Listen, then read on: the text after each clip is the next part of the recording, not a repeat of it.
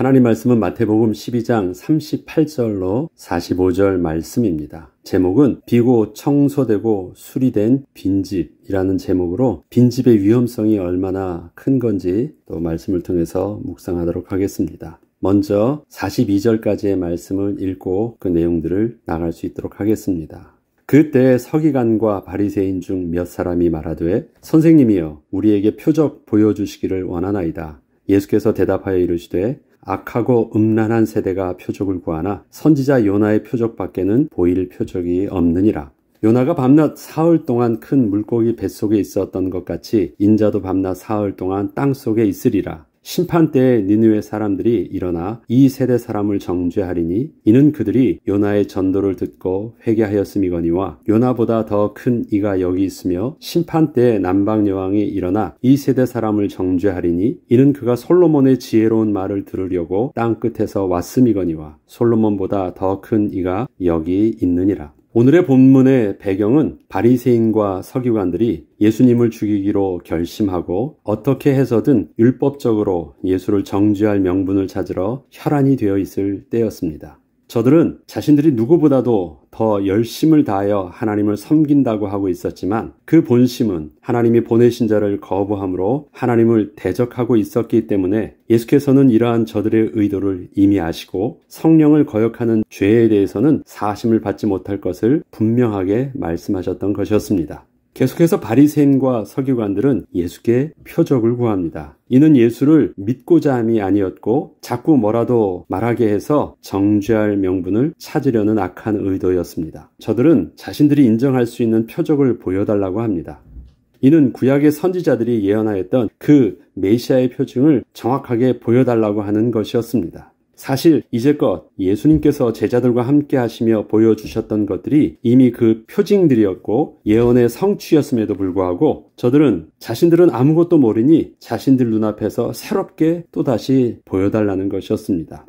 예수께서는 저들을 향하여 아무것도 보여줄 표적이 없고 단지 요나의 표적밖에 없다고 하셨습니다. 요나의 이야기는 유대인들도 이미 잘 알고 있는 내용이었지만 예수께서는 그 요나의 이야기 중 요나가 물고기 뱃속에서 사흘간 있다가 살아난 사건을 현재 시점에서는 제자들도 전혀 생각조차 하지 못하고 있던 십자가의 대속의 죽음과 사흘 만에 부활하실 것을 연결하여 말씀을 하셨습니다. 그때는 지금 예수님께서 죽으신다는 게 무슨 말인지 전혀 상상치도 못한 내용이거든요. 그런데 그때 요나가 물고기 뱃속에 사흘 만에 있다가 다시 살아난 것과 예수님의 무덤에서 사흘간 있다가 부활하신 것을 연결하시면서 말씀을 하셨습니다. 사실 요나의 이야기는 이스라엘 백성에게는 크게 주목할 만한 내용은 아니었습니다. 지금 우리의 입장에서는 저와 여러분 같은 이방인이잖아요.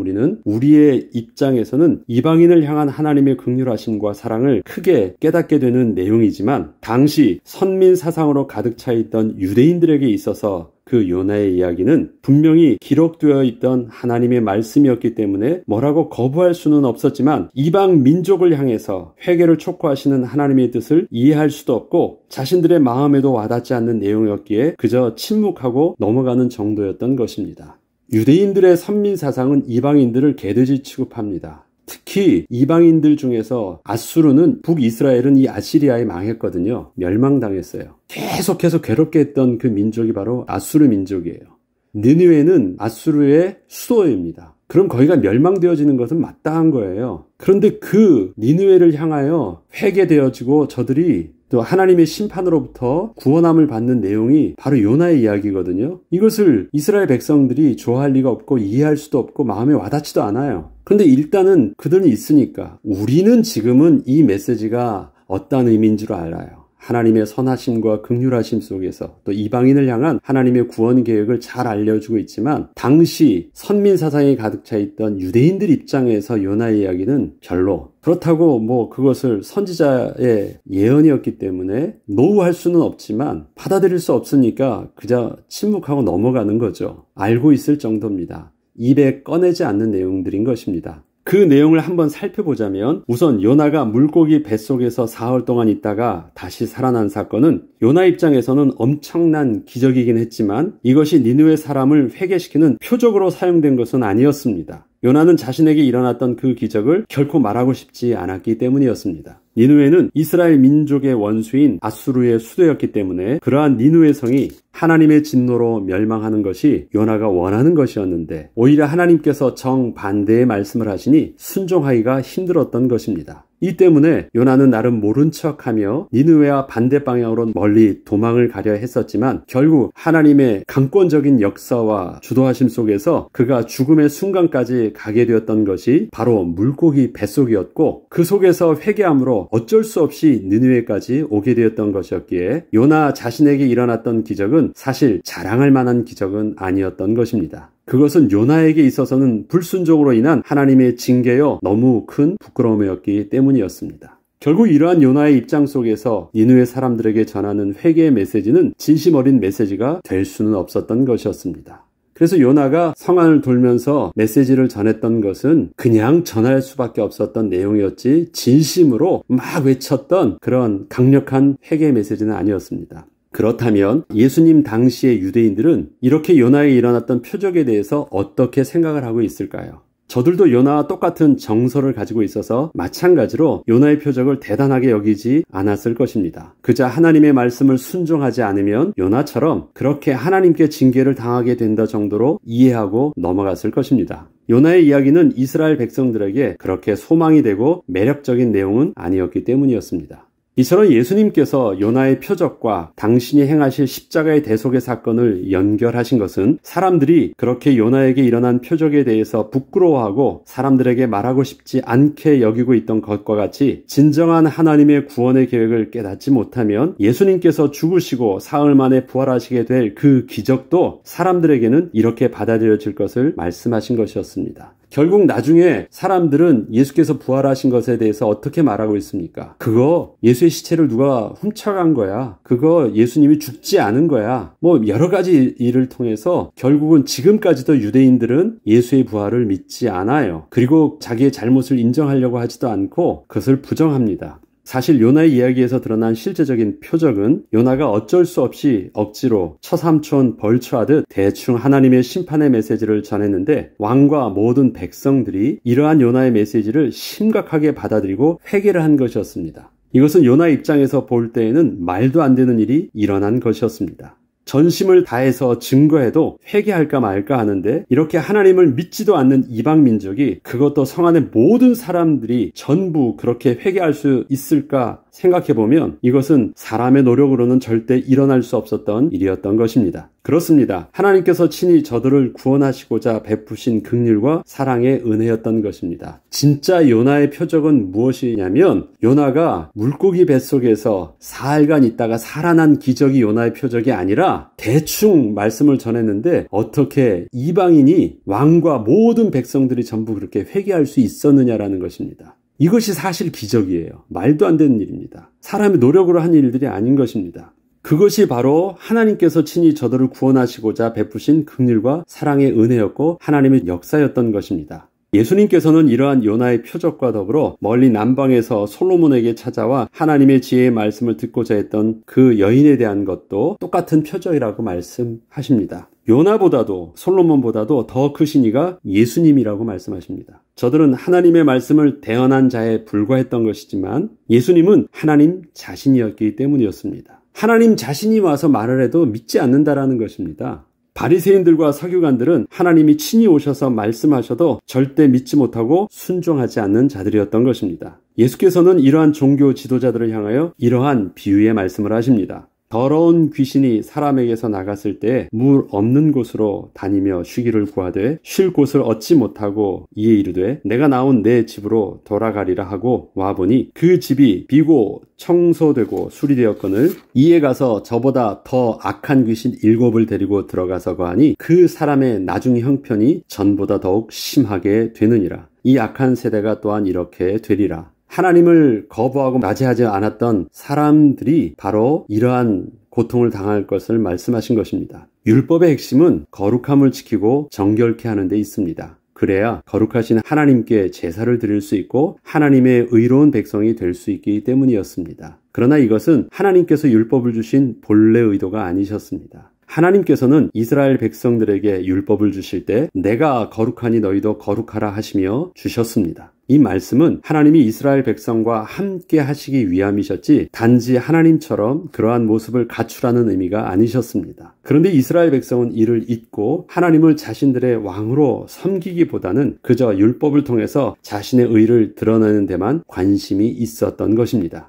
율법을 가지고 있는 자신들이 거룩하고 의로운 자라는 의식만 있었지 율법의 주인 되신 하나님과는 전혀 상관이 없는 삶을 그렇게 살고 있었던 것이었습니다. 이처럼 비고 청소되고 수리되어 있는 집은 깨끗해 보이지만 주인이 없는 집이었음을 예수님께서 말씀하십니다. 만약에 율법을 통하여 비고 청소되고 수리하였다고 자랑하고 있다면 그것은 깨끗이 청소된 빈 집일 뿐 그 집에 주인이 없는 상태임을 분명하게 알려준 것이었습니다. 그 집에는 반드시 주인이 필요한 것입니다. 주인이 잘못 들어가면 이전보다 더 심각한 일이 일어나는 것입니다.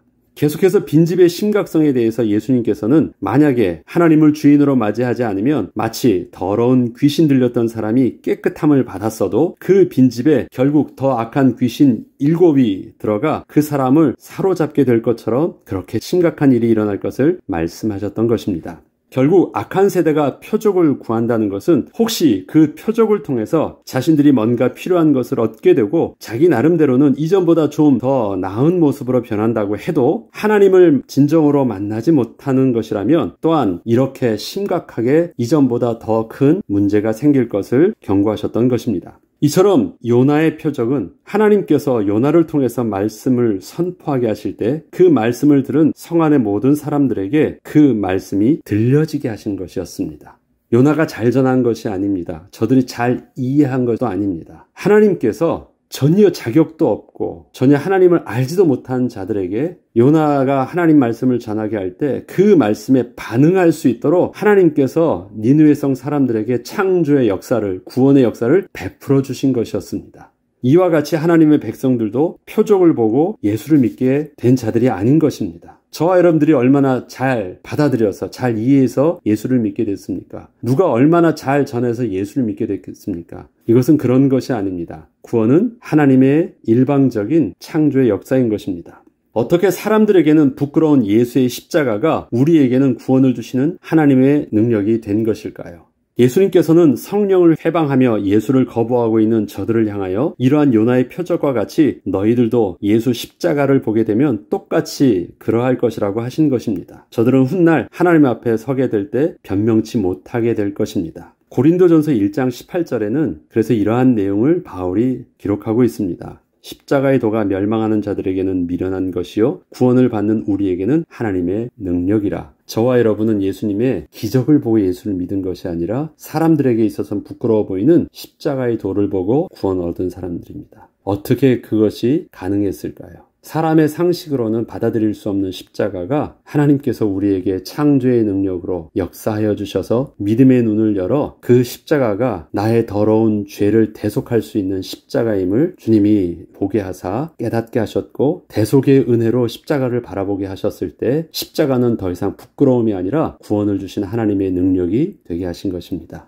그것이 우리에게 있어서는 하나님의 창조의 기적입니다. 사흘 만에 죽었다 일어나는 그 기적 자체가 우리에게 있어서 놀랄만한 것이 아니라 죽었던 내가 하나님의 창조의 능력으로 새 생명을 얻어 믿음으로 십자가에 죽으신 예수 그리스도를 나의 대속의 주로 영접한 것이 진짜 표적입니다. 그것이 우리에게 있어서는 기적이 되어서 예수를 믿게 된 것입니다. 그 은혜의 비밀들이 지금도 어디 하나님이 계시면 우리에게 능력을 보여봐라 말할 때 이것이 우리가 저들에게 보여줄 수 있는 능력이 아니라 하나님 저들에게도 내게 주셨던 그 구원의 은혜를 베풀어 달라고 하나님께 은혜를 구해야 될 우리의 모습인 것입니다. 그 은혜의 비밀들이 우리 가정과 우리 형제와 우리 부모님에게 함께하기를 기도하며 또 우리가 계속해서 우리에게 주어진 전도의 사명 잘 감당할 수 있길 주 이름으로 축복합니다. 기도하겠습니다. 하나님 아버지, 십자가의 도가 멸망받는 자들에게는 부끄러운 것이었습니다. 그러나 구원을 얻는 우리에게 하나님의 능력이 되게 하셨던 것처럼 구원을 얻을 우리가 기도하고 있는 주의 백성들, 우리의 형제와 사랑하는 부모님에게서도 이 십자가의 도가 하나님의 능력으로 임하기를 소원합니다.